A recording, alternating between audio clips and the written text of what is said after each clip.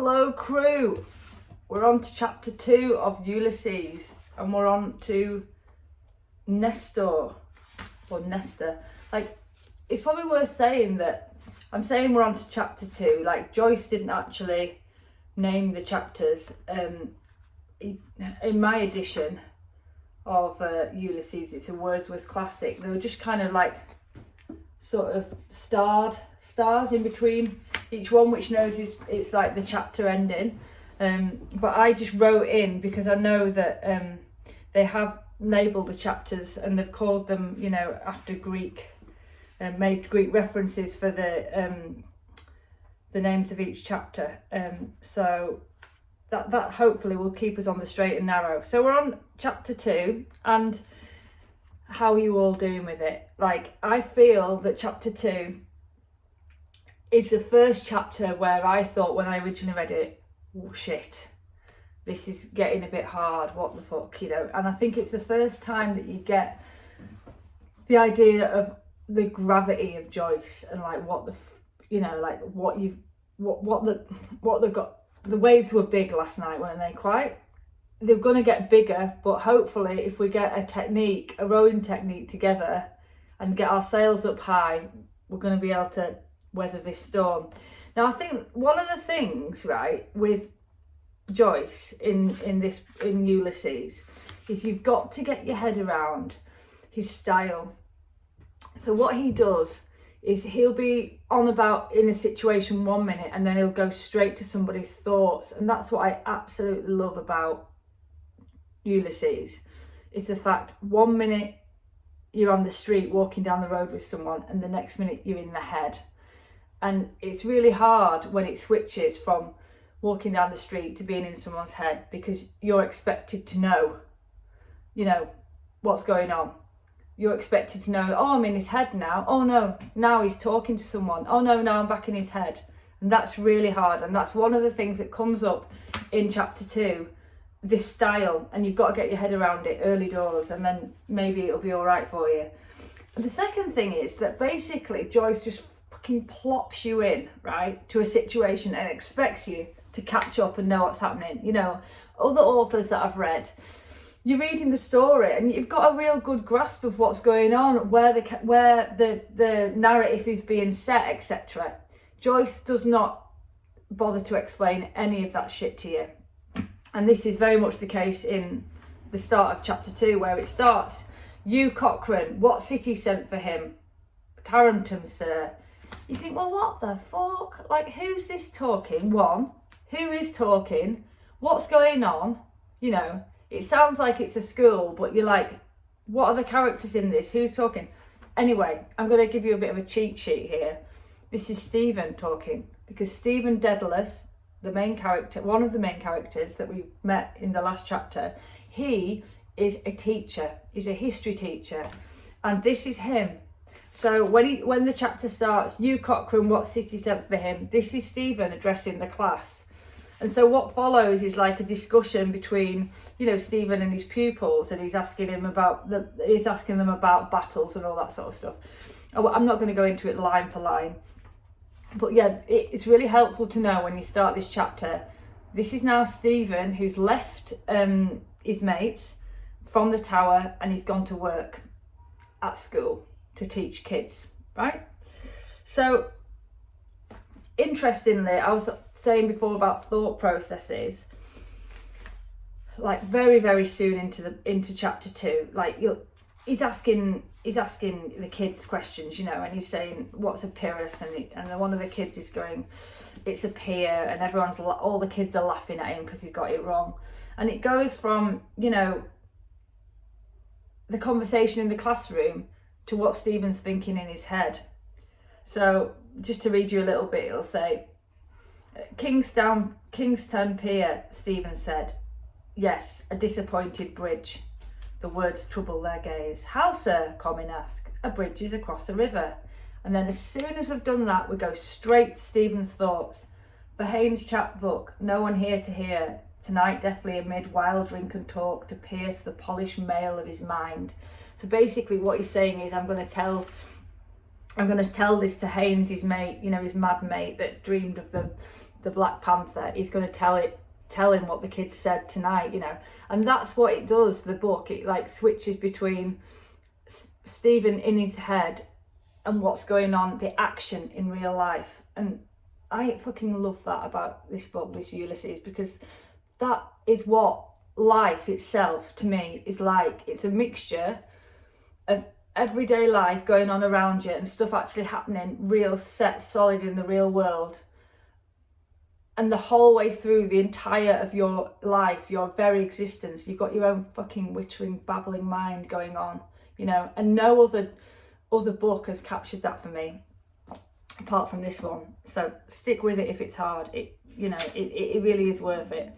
Right, so interestingly enough, I'll be quick now. There are no... One thing that really annoyed me, actually, or confused me, made it find harder, in my edition, I don't know about everyone else's edition, is there are no quotation marks. So if someone's speaking, it just has a dash, and then it'll say the line. So sometimes it is very difficult to differentiate between dialogue and, you know, thoughts.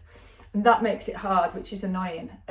So you've got to be careful and just try and look out for those dashes if your edition is the same as me, and make sure you know that's when it's dialogue, and when there isn't a dash, you know, this is possibly thought.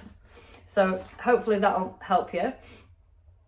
Stephen says a riddle, and people say that they've read James Joyce, Ulysses, and they've found it hilarious and it's really, really funny, you know.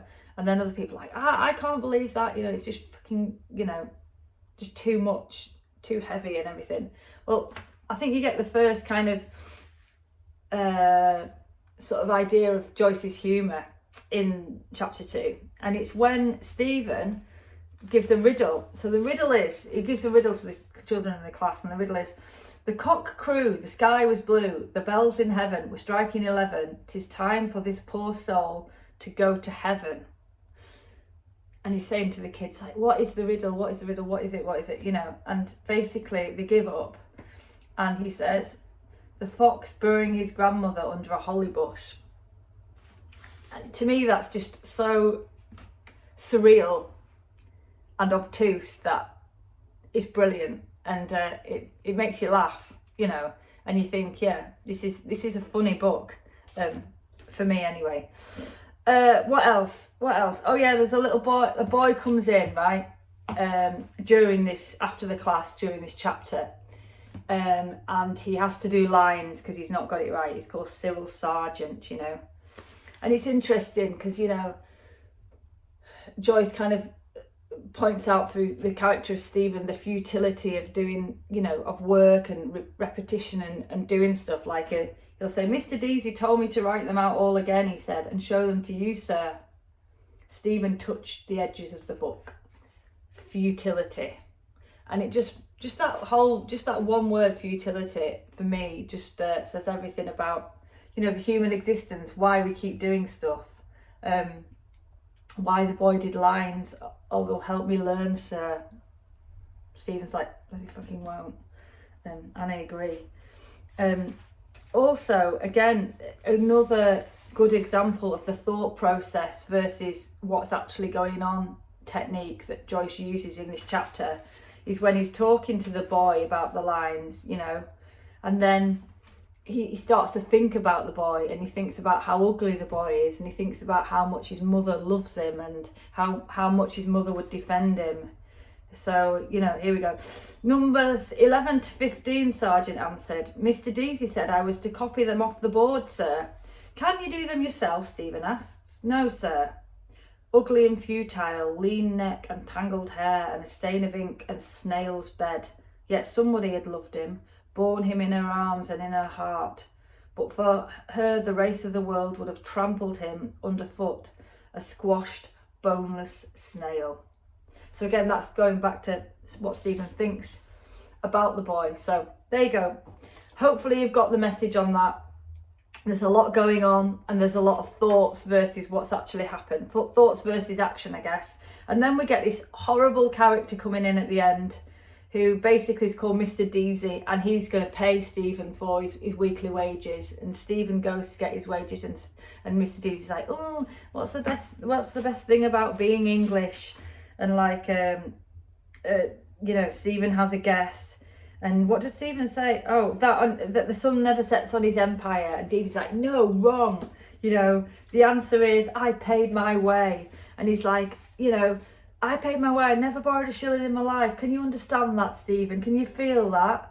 And again, another example of the thought process thing that's going on. Deasy says, I paid my way. I never borrowed a shilling in my life. Can you feel that? I owe you nothing. Can you? Mulligan, £9. 3 pairs of socks, 1 pair of brogues, ties, Curran, 10 guineas, McCann, 1 guinea, Fred, Ryan, 2 shillings. So there, when Deasy's asking Stephen, can you ever imagine not owing anything? Like, straight to the thoughts. Stephen thinks, oh, I owe Mulligan £9 and I owe 3 pairs of socks, a pair of brogue, a tie, I owe Curran 10 guineas, I owe McGann a guinea, So all of his thoughts are just like, shit, how much do I owe everyone? And then finally he answers, for the moment, no. So yeah, it's the stylistically for me, this is classic Joyce and I absolutely love it. He lectures Stephen about saving, doesn't he? And he just says, oh, I don't think you're going to be a very good teacher, and I don't think you're going to stick at this job very long. And he's really anti-Semitic, is Mr. Deasy. I found it quite uncomfortable reading what he was saying there. It's but again, it's like one of these things when you're reading like Mark Twain, you kind of have to read with the mindset of that's how people may have thought at the time. Some people may have thought these things at the time, so you just have to kind of bear that in mind and have a little bit of context. Think about the context when you're reading it of the times in which Joyce was writing in. But it's horrible, really. And then again, this Mr. Deasy, who's a horrible character, just says to Stephen, basically, writers, you've got connections at the newspaper, why don't I give you, I need an advert doing, and it's about bloody foot and mouth disease. I'm going to type this advert out. Please, can you try and get it in the newspapers for me through your connections? And Stephen says, yeah, go on then, I will. And he types it out for him.